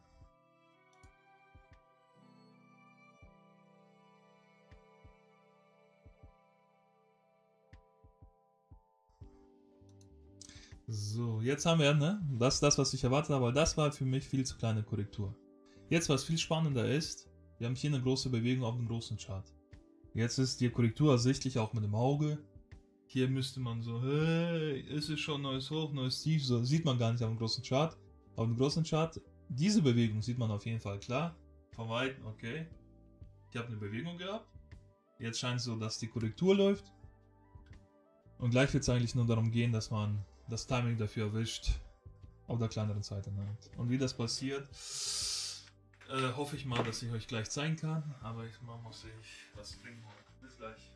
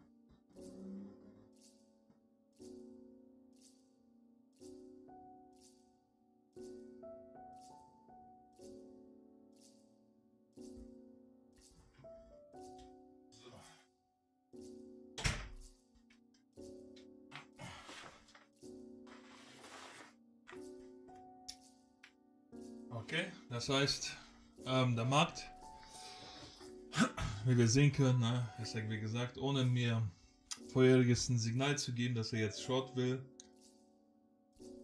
hat einfach so mit dem neuesten Höchststand oder neuesten Höchstkurs direkt abgebrochen und geht weiter in die Trendrichtung. Okay, eine Gelegenheit weniger zu traden, aber vom System her ist es immer dasselbe. Was benutzt du bei deinen Tickcharts? Ich habe gemerkt, wann man nur wegen Geld verdienen Trading anfangen hat. Kein schönes. Die Trading-Prozess muss lieben, muss Handelsprozess genießen können. Wie gesagt, Na Giga, für mich klingt das immer noch alles, was emotionalen Wert hat. Ja, zur Börse, zum Gewinnen, zum Verlieren. Ist für meine Meinung nach alles falsch. Also solange es emotional ist, kannst du nicht klar denken. Du bist emotional. Wie gesagt, wenn du gewinnst, euphorisch. Wenn du verlierst, gibst du dir die Schuld dafür. Und das ist kein, wie soll ich sagen, kein Gleichgewicht, kein gesunder Zustand, um es langfristig machen zu können. Für mich ist einfach so, du willst, wie ich das sehe, du musst als Trading einfach wissen, was du willst. Wie viel Geld willst du verdienen? Und dann setzt es wie so ein Puzzle zusammen, was du dafür brauchst und was bist du bereit dafür zu tun. Ja, wenn du schon merkst, oh, mir fehlt dieses Kleingeld oder nee, oh, ich fühle mich nicht wohl dabei, die Komfortzone zu verlassen oder immer wieder die Positionsgröße zu erhöhen, obwohl dann verliere ich Geld und dann fühle ich mich nicht wohl. Nee, ich mache lieber nur mit einem Kontrakt, aber dafür 10 Jahre und eigentlich Gewinne brauche ich nicht. Ja, dann wie gesagt, dann stockt schon von Anfang an. Aber wenn man von Anfang an so sagt, okay, ich will 40.000 damit verdienen, sage ich mal als Beispiel. Ja, 40 durch 12. Können wir mal hier zeigen, weil das ist immer die wichtigste Frage ist. Ja, was willst du damit verdienen? So, das sind 3.300, ja, ist okay, ein normaler Gehalt. Also ein Durchschnittsgehalt, denke ich mal, ist in Deutschland, ja, im Monat. Dann machst du durch 4. Du musst $833 die Woche verdienen. Oder Euro. Ja. Das ist schon okay, da fragst du dich, okay, wie schaffe ich 800 Euro oder Dollar im Monat oder in der Woche zu verdienen? Das ist ja ein bisschen schwierigere Frage. Also sagst du, okay, ich muss 100% trainen, aber 100% trainen kannst du nicht. Du kannst nicht 100% gewinnen. Du musst mindestens so einrechnen, dass du 50% gewinnst und 50% verlierst und trotzdem am Ende $800 gewinnst oder verlierst. Ja. Das ist einfach der Fakt. Und solange man das nicht verstanden hat, sondern immer so die unrealistische Ziele setzt, wie ich muss zu 100% gewinnen oder ich muss so viel gewinnen, dass das einfach ausreißt und wenn ich verliere, dann oh nein, die Statistik geht kaputt, oh nein, mein ganzer Plan ist nicht mehr wichtig und nee, ich verliere Geld und es ist nicht mehr möglich und man baut sich automatisch Druck auf, wo es keinen hätte sein sollen. Ja, wenn du weißt, okay, $830. Ja.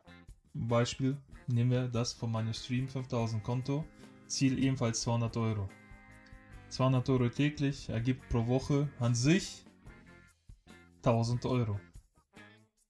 Ja, 1000 Euro, sogar ein bisschen mehr als das hier, als die 40.000. Das steht auch in meiner Beschreibung unter YouTube-Video, wie viel Geld das genau ausmachen würde, wenn man 200 verdienen kann. Ja, 200. Und deswegen sage ich, 200 durchschnittlich. Nicht, dass du diese Woche 200 verdient hast und die andere verloren hast, sondern es muss durchschnittlich. Und diesen Durchschnitt kannst du nur erreichen. Das steht nicht, dass du es direkt im ersten Monat erreichen musst. Im zweiten Monat erreichen musst, im dritten Monat, im vierten, im fünften. Jeder, der meine Videos, Trading 1000%, Trading wie Magier der Märkte verfolgt hat gesehen, ja. Am Anfang habe ich nur mit 20.000 angefangen und am Ende nach 60 Trades, nach einem Jahr, sind es 1000% geworden. Und 1000% sind es nicht geworden, weil ich heftiger Typ bin oder dass ich direkt mit 10.000 Gewinn habe in den ersten Trade, nein. Sondern du fängst klein an. Du baust dein Konto auf und das ist die Zauberformel beim Trading. Was ich auch im Beispiel mit der Bäckerei unter einem erzählen wollte, ist das 8. Weltwunder, ja. Das ist der Zinseszinseffekt. Wenn man es verstanden hat, wie das funktioniert, benutzt du es.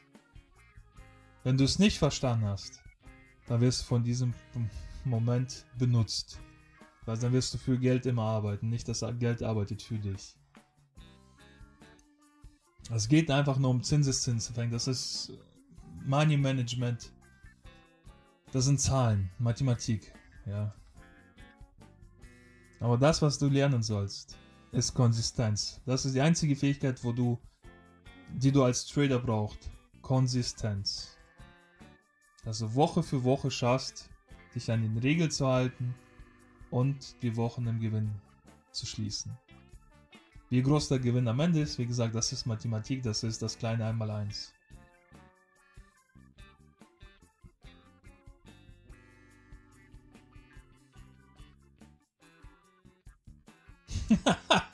Giga, gut, dass du es ansprichst, ja. Wann mache ich Auszahlung? Ich mache keine Auszahlung, solange ich das Konto noch am Aufbauen bin. Weil ich habe ja gerade erzählt, ne, dass die Muster oder dass die Wunderformel beim Daytrading oder generell im Trading heißt Zinseszinseffekt. Ja, und wenn du das Geld auszahlst, bevor du Zinseszins darauf bekommst, dann ist es quasi so, wo du kein Momentum nach oben hast. Du bleibst auf der Stelle stehen. Nein. Nein, Marc, habe ich nicht. Aber ich habe ein BWL-Studium, aber wie gesagt, das hat nichts gebracht zum Studium oder fürs Trading.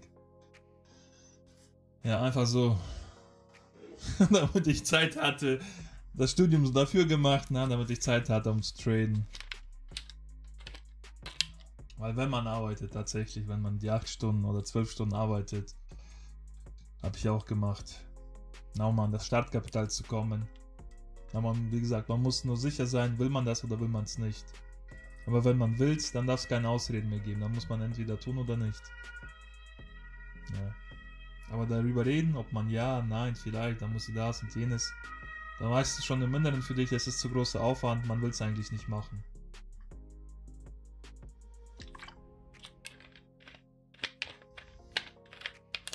Trading ist viel Praktik. Was heißt das? Was meinst du mit Praktik? Okay. Na, das hat man jetzt gesehen. Ab jetzt Rente immer noch gültig. Aber das Gute, möglicherweise.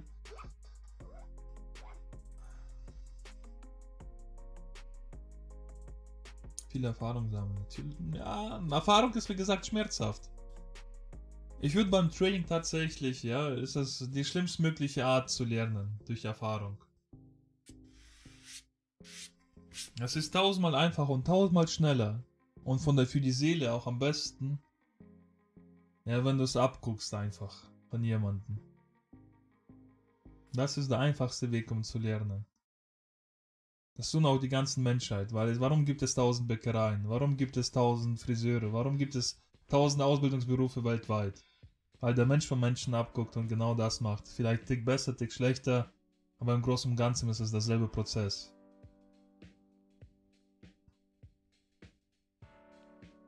Ja, und du wirst noch mehr Selbstvertrauen haben, wenn du klare Regeln hast. Nachdem du Research gemacht hast, klare Regeln definiert hast und seitdem, wenn du keine Entscheidung emotional treffen musst, sondern nur Ja oder Nein. Entspricht der Setup oder der Einstieg meinen Regeln? Ja, dann machst du einfach den Setup, ohne nachzudenken. Ja. Wenn es nicht deinen Regeln entspricht, dann nein. Tradest du nicht, wartest du einfach. Das ist der Punkt. Und wenn du das erkannt hast, dann glaub mir, du wirst einen neuen Level an Selbstvertrauen erreichen. Auch nicht mehr sozusagen, oh, ich will irgendwann mal vom Trading leben, sondern du wirst ganz genau wissen, wann du vom Trading leben kannst.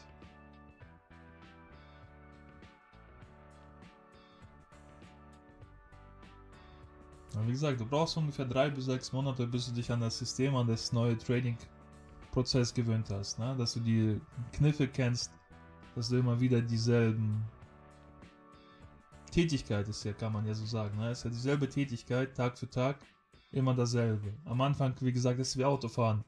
Du guckst an jede Chart, jede Kerze, jede Konstellation, 1000-mal überprüfst du alles. Das ist so wie der Schulterblick, Gangschaltung, nach vorne gucken, hinter gucken. Ja. Und irgendwann mal ist es automatisch. Bei mir, wie gesagt, kam jetzt im Stream dazu. Kamera, Reden, Mikrofon, Licht rechts, Geräusche, Ablenkung von überall. Ja, aber mittlerweile auch so jetzt. Wann habe ich angefangen so, ne? So sind ja schon fast 3 Monate oder 2 Monate, über 2 Monate, wo es läuft. Mittlerweile merke ich auch immer weniger, was drumherum um mich passiert.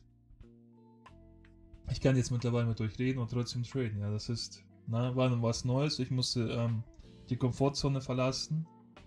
Aber das ist auch, was ich bewusst für mich mache, ja.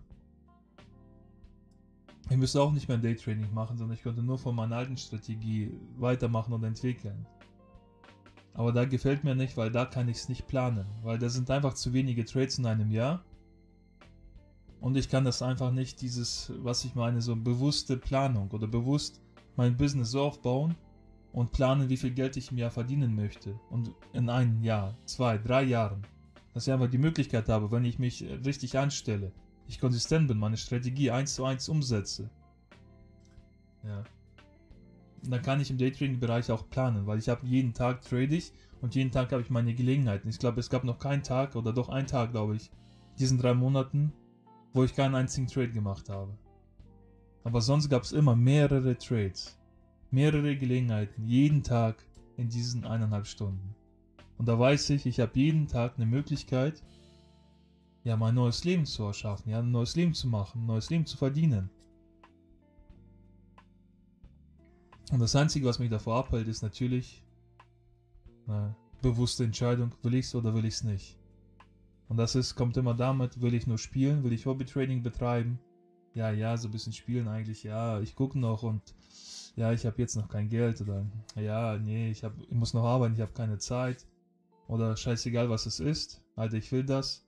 Und das andere Leben baue ich mir so auf, dass ich genau diesen Trading-Plan durchziehen kann. Das ist die Entscheidung, die man trifft.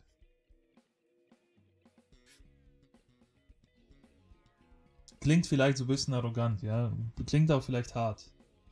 Aber die Sache ist, wenn man es nicht tut, bleibt man als Hobbytrader immer in diesem Gefängnis oder in diesem Kreis gefangen, wo die Börse dir die Schläge deines Lebens verpasst.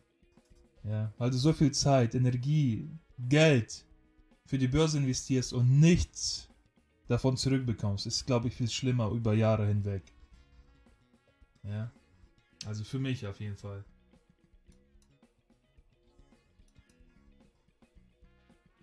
So, jetzt könnte es spannend werden.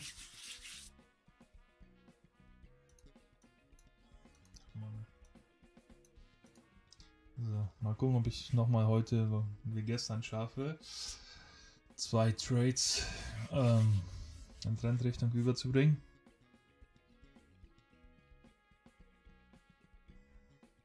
Ach Gott, habe ich verpasst? Nein, ist noch nicht. Okay.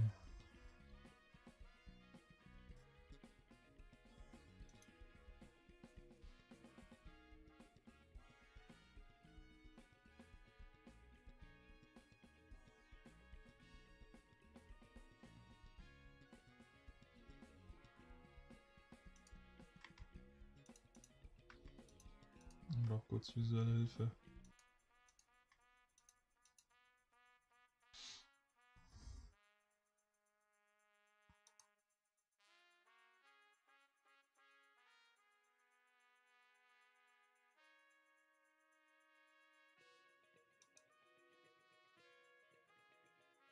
Sagt mir lieber, oder was ich auch gerne wissen würde, wie gesagt, wie ihr das euch vorstellt. Was wäre für euch der nächste Schritt, was ihr denkt, was ihr lernen müsstet? Oder wo ihr Schwierigkeiten habt?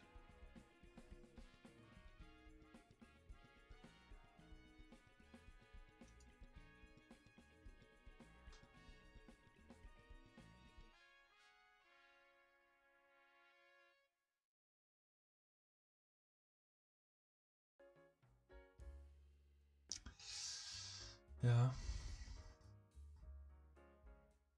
Hat er leider wieder gemacht. Ich glaube, das hatten wir heute schon mal, ne?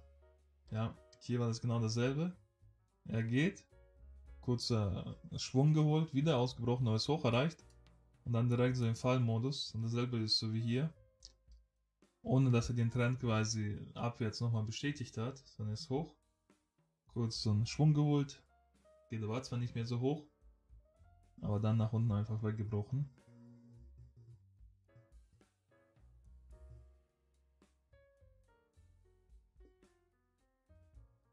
Aber man darf nicht vergessen, ja. Wir sind immer noch im Abwärtstrend. Immer noch Abwärtstrend.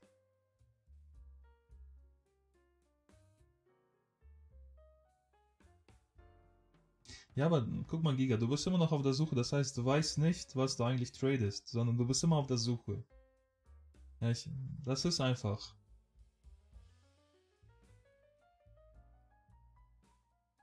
Ich denke mal so, ja. Wie gesagt, ich weiß nicht, wie du tradest, aber bei dir, so wie sich das klingt, wenn du so redest über die Börse, ja, klingt es einfach danach, dass du noch auf der Suche bist.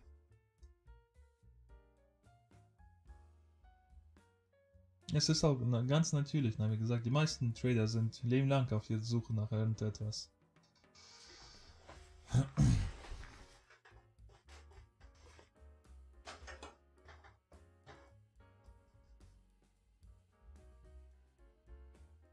Ja. Die Frage ist, ob du dich mit Volumetrading beschäftigst, Trend Trading, was gibt's noch? COT-Daten, ja. Ob man sich damit beschäftigt oder nicht. Aus welchem Grund? Bist du damit profitabel oder nicht? Funktioniert es für dich oder nicht? Ja, weil welches Produkt man benutzt, spielt eigentlich gar keine Rolle. Ne? Entweder will man damit Geld verdienen oder nicht. Ich sehe das immer so pragmatisch. Also ich habe mich beigebracht, ja, weder in Systeme zu verlieben, noch in Produkte sich zu verlieben, noch alles, was gut klingt. Weil es bringt einem im Endeffekt nichts, weil, wie gesagt, du musst entweder dein Ziel damit erreichen können oder nicht. Und wenn du es nicht damit erreichen kannst, ja, dann verschwende keine weitere Zeit dafür.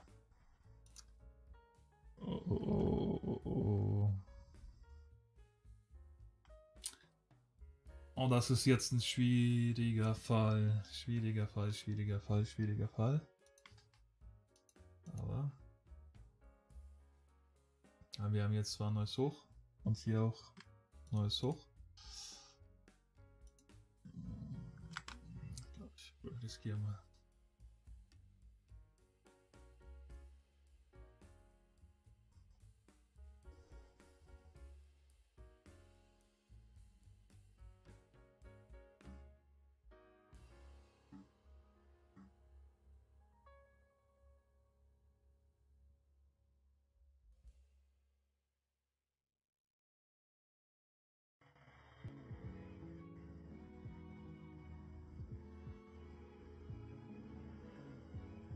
Okay. Also doch wahrscheinlich langgeschobener Trend Change.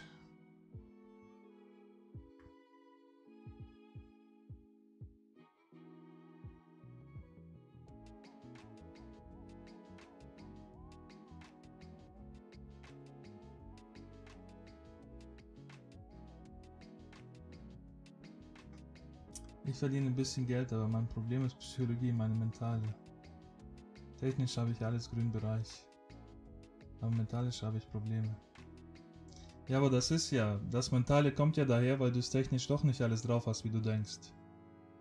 Weil wenn du Regeln hättest, und ich weiß nicht, wie ich es dir erklären kann, wenn du klare Regeln hast und wenn du dich an die Regeln hältst, dann ist es egal, ob du gewinnst oder verlierst. Es wird mental nicht mehr der große Druck sein. Aber wenn du Entscheidungen emotional triffst, egal ob du gewinnst oder verlierst, wenn du gewinnst, wirst du übertrieben euphorisch sein und wenn du verlierst, wirst du depressiv sein. Das hängt einfach von der Sache ab, ob du eine emotionale Entscheidung triffst oder eine klare, rationale Entscheidung triffst. Und jede emotionale Entscheidung macht dich mental fertig und jede rationale Entscheidung befreit dich emotional.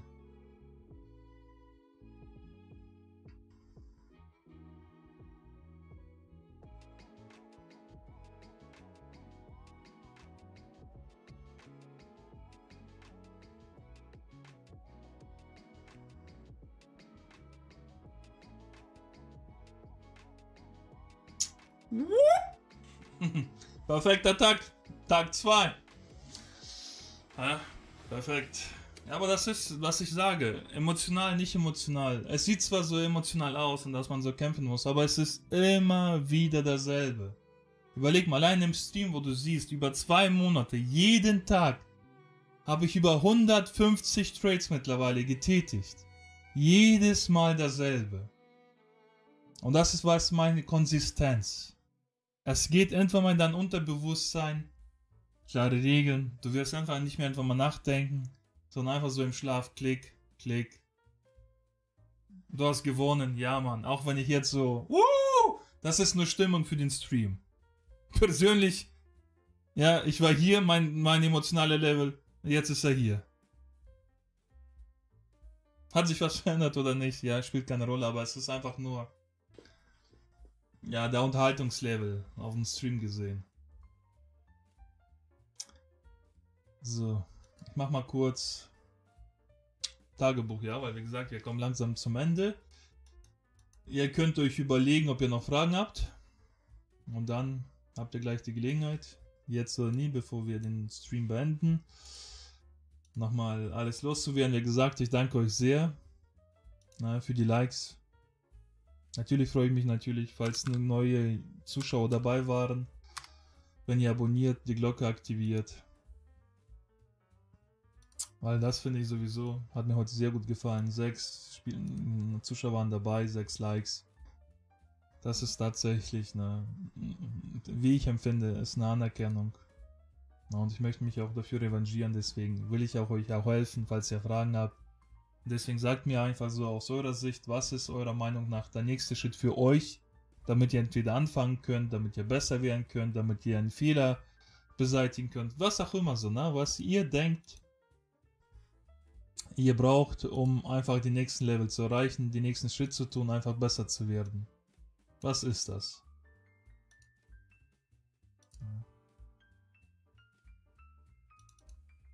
Weil Zuschauen ist das eine, aber wenn man nichts tut, quasi ist es vergeudetes Zeit, die man eigentlich verbringt.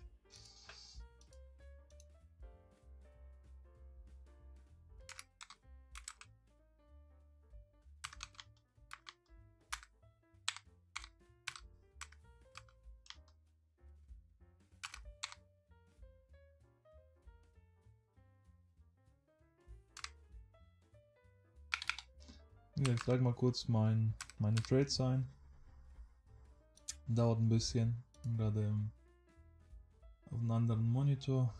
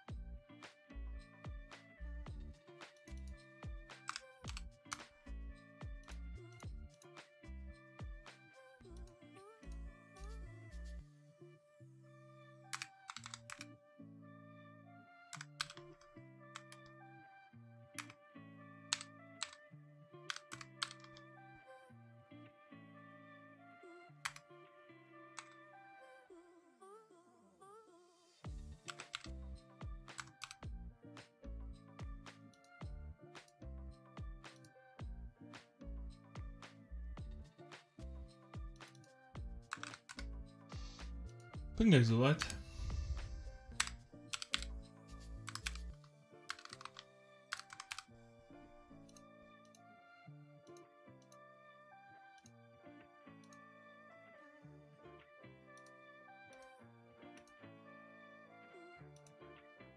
Also wollt ihr mal sehen, wie das aussieht, das Tagebuch? Was schätzt ihr? Wie groß der Gewinn?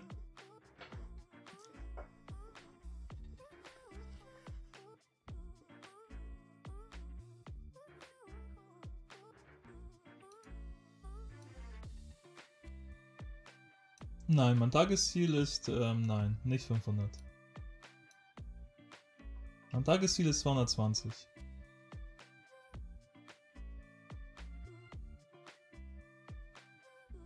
Aber es ist ein bisschen anders jetzt, ne? Weil, wie gesagt, weil ich hatte ja vor, dass man andermal, dass einfach, bevor ich es euch erzähle, ist einfach so, dass ihr das seht, live, was ich mache, weil dann ist es einfacher zu verstehen, worum es eigentlich geht, was ich zeigen möchte.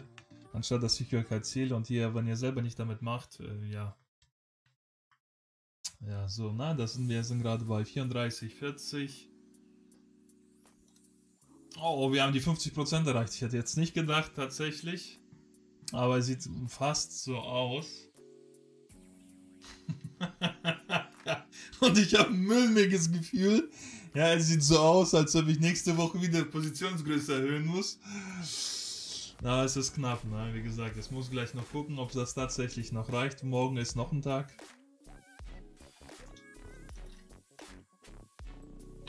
Aber wenn man bedenkt, ja, ich zeige euch mal kurz was. Ja, man hat einen Monat mit dem Drawdown angefangen.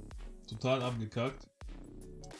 Ja, und dann jetzt aktuell immer noch im selben Monat. Ja, das ist ja hier die erste Februarwoche. War ja der Drawdown. Ja, wie gesagt, da war, ich weiß gar nicht, wie weit man da war.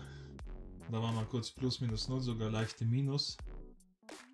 Ja, und seitdem immer noch im selben Monat. Übrigens, das, was ich meine, konsistentes Trading ist. Okay, die Woche war eine Verlustwoche, aber die Woche war eine Gewinnerwoche. Diese Woche war eine Gewinnerwoche und aktuell bin ich wieder in einer Woche im Gewinn. Das ist konsistentes Trading. Ob ich da $10 gewonnen habe, $20 gewonnen habe, 100, 1000, ist erstmal irrelevant, ja. Weil es geht einfach darum, dass du es wiederholbar, längere Zeit wiederholst, Gewinne machst. Weil das geht alles fürs Unterbewusstsein. Weil du willst ja ein profitabler Werder sehen, du willst es als Business machen, langfristig, nicht als Glücksspieler. Heute so, morgen so, kein Zufall. Ja, und es darf auch kein Zufall sein. Das ist ganz, ganz wichtig jetzt, ne?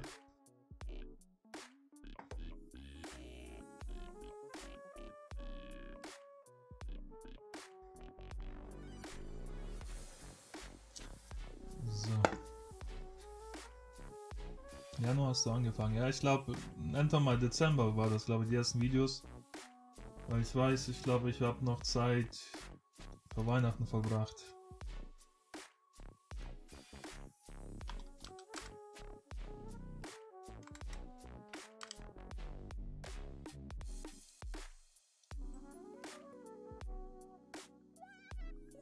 Okay, Konstanz, ja. Nach dieser Woche 3 Wochen konsistent. Wie heißt das Tagebuch? Edgewong 2. Hier oben ist der Name.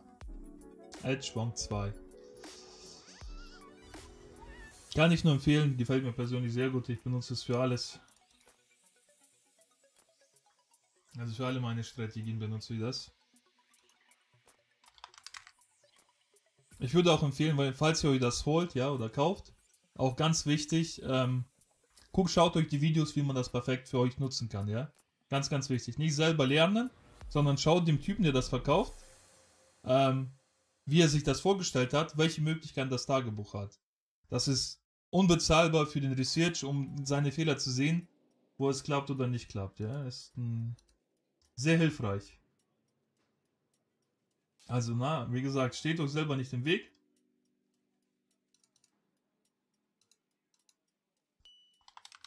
Falls ihr Interesse dabei habt. Das will ich lernen. Einfach gechilltes Trading. Giga, gechilltes Trading gibt es nicht. Ja.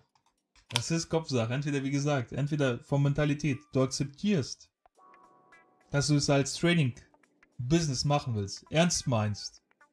Ja, du willst es um jeden Preis. Du willst es und es gibt nicht. Ja, aber ich könnte scheitern. Ja, aber ich muss arbeiten.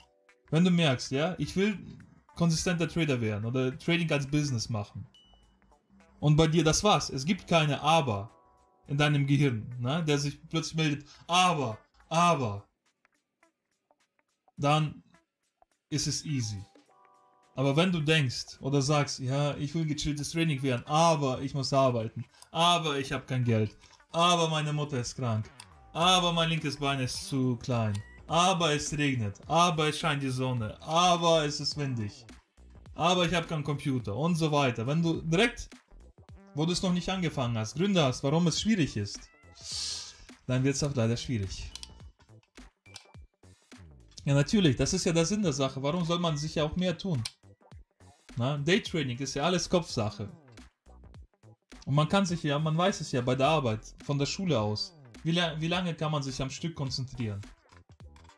Ja. Morgens ist wie gesagt die beste Zeit, meiner Meinung nach. Aber mehr als eine Stunde. Okay, jetzt haben wir auch so ein bisschen später. Aber wie gesagt, das kommt erst daher, ja, dass ich jetzt auch getradet habe, weil mir diese YouTube und das Ganze drumherum nicht mehr viel ausmacht, dass ich noch die Zeit habe zum Ende zu traden. Weil wenn ihr die ersten Streams seht, dann war das eine halbe Stunde, dann die letzte Stunde war ich meistens auch ruhig. Da war ich einfach nur schon fertig und mein Kopf hat geglüht. Ich werde Leon so Spaß. Das ist gut, ey. Victor, ich muss los. Sehr geil, informativer Stream. Wir sehen uns morgen. Alles klar. Vielen Dank, Marc. Ja, mach's gut.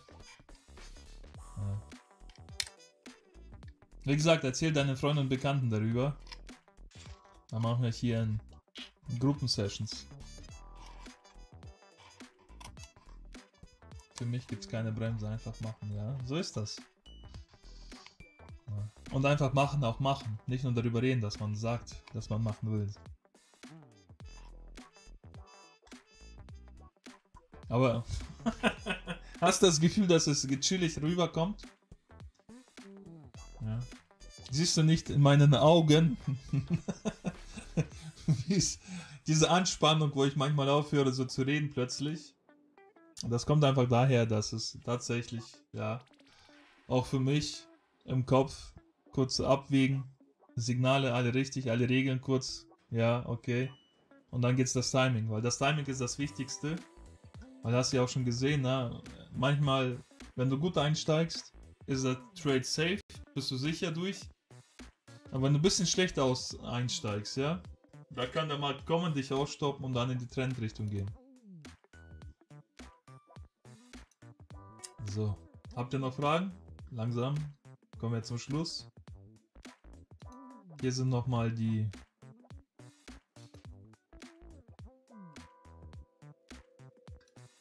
Streamzeiten. Hoppala, was ist hier passiert? Wo ist die Kamera hin? Okay. Alles klar, das meine ich mit Stream-Sachen, ja. Immer was Neues, was passiert, obwohl man schon seit Monaten eigentlich nichts Neues am Stream verändert hat, an Equipment. Jeden Tag, wenn der Computer startet und herunterfährt, mal funktioniert der Mikro, mal funktioniert die Sound nicht, irgendwann mal rauscht im Hintergrund. Ich kenne Europäische Trading Akademie Begründer. Was heißt das? Ich kenne Europäische Trading Akademie Begründer. Gründer der Trading Akademie? Ja.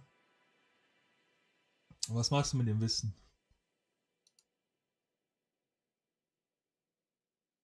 Ja, was machst du mit dem Wissen? Er ist 30 Jahre dieses Geschäft dabei. Sogar er hat Stress. Natürlich, jeder hat Stress. Also sagst du, der Stress kommt. Ich sage dir nochmal.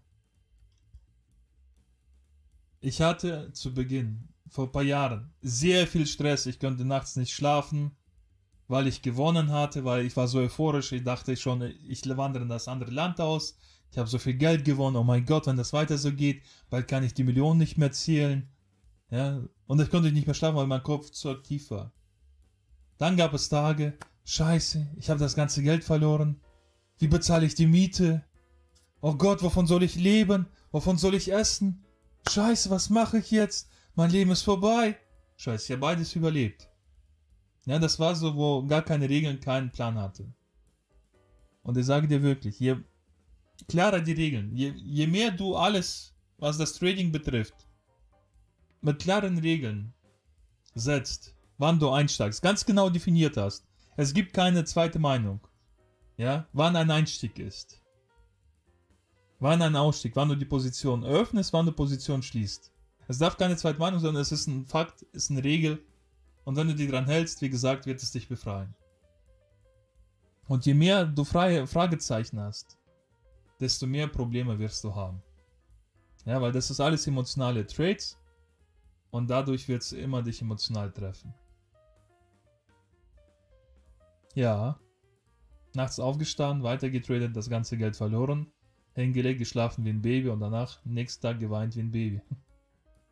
Ja. Das war das letzte Mal, wo ich das ganze Geld verloren habe, war ich in China. In China, ja. Da, wo Google und das ganze Internet eigentlich nicht funktioniert.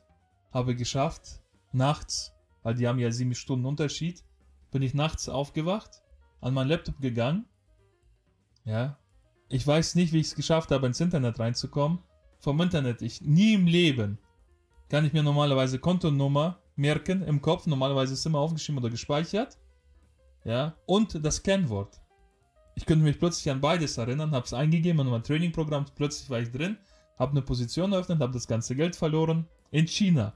Obwohl ich schon geplant habe, nach China auszuwandern. Ja, und in dem Moment mein ganzes Geld verloren habe. Wie gesagt, ich habe es verloren, bin schlafen gegangen, habe wie ein Baby geschlafen und am nächsten Tag ist die Welt zusammengebrochen. Ja, das musste ich dann meiner Frau erklären, dass wir jetzt nach Hause müssen. Wir können nicht mehr in China bleiben. Oh mein Gott. Oh Gott, oh Gott, oh Gott, oh Gott, oh Gott, oh Gott. Das ist einfach verrückt. Jetzt, wie gesagt, emotionales Training kenne ich zu Genüge. Ich kenne viele Trader, die Familie verloren haben. Die meisten Trader verlieren ihr Geld, weil das ist einfach so, weil wenn man es nicht versteht, dass man Trading als Beruf sieht, sondern wie gesagt als Sportwetten, ist ja auch so eine Art Sache. Entweder macht man es richtig oder es bleibt einfach ein Hobby, wo du gewinnst und verlierst und wo du viel mehr verlierst, weil du dein Glück oder die Gewinne dem Zufall überlässt. Und das ist genauso, wie ich mit 21 erklärt habe. Wenn deine Strategie im Trading dir keinen Vorteil bietet, dann ist es keine Strategie. Du darfst dich niemals in eine Strategie verlieben, nicht in Volume Trading, nicht in COT-Daten, nicht in schieß mich tot, was es alles gibt. Der einzige Faktor, der dich wichtig ist, der für dich interessant sein sollte, ist, gewinnst du jetzt damit Geld? Ja oder nein? Wenn nein, hat sich's erledigt. Wenn ja, über wie viele Jahre hast du schon, wenn du Geld verdienst, was ist dein Ziel? Kommst du mit diesem Verdienst deinem Ziel näher? Ist es überhaupt eine Möglichkeit, dein Ziel mit diesem Verdienst zu erreichen? Wenn nein, hat sich erledigt, du brauchst was anderes. Wenn ja, okay, dann bist du auf dem richtigen Weg, dann machst du alles richtig.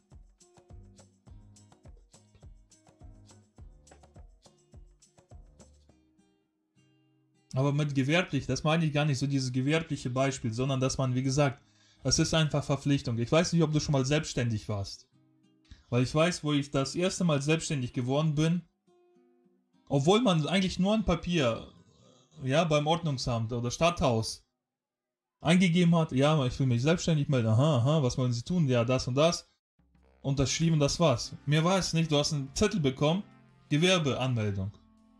Aber im Kopf, Alter, ich bin ein Unternehmer. Noch nichts gemacht, aber oh. Ja, und das hat sich wie gesagt, das ist das Zeichen, obwohl es ein Papier ist, aber mit diesem Papier beweist du, du meinst es ernst. Es ist dir ernst damit. Und genauso wie beim Daytrading. Weil viele machen das einfach nicht, viele meinen es einfach nicht ernst. Die sagen zwar, ja, ich will lernen, ich will das, aber wie gesagt, es kommt immer das Aber.